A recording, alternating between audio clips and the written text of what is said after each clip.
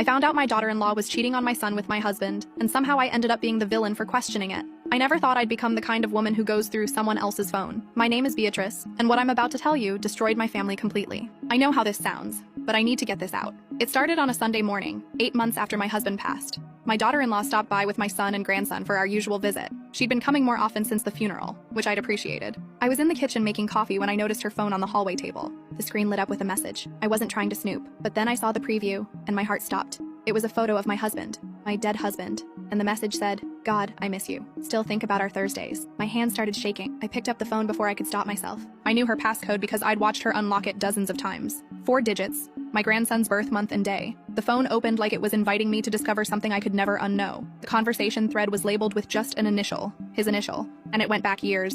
I started scrolling, my coffee getting cold on the counter, her laughter floating in from the living room. Every message I read felt like a knife twisting deeper. They had pet names for each other, inside jokes, plans for Thursday meetings that had been going on for almost 3 years before he died. 3 years. Every Thursday, he told me he was playing cards with friends. Every single Thursday for 3 years, he was with her, with my son's wife. I found messages where she called me the old woman, where she complained about visiting me after he died, where she made jokes about how clueless I was. There was one message sent 2 weeks after his funeral. At least now I don't have to pretend to mourn him in secret, though I do miss those Thursdays. I heard her footsteps. I barely had time to lock the phone and set it back before she rounded the corner. That perfect smile on her face.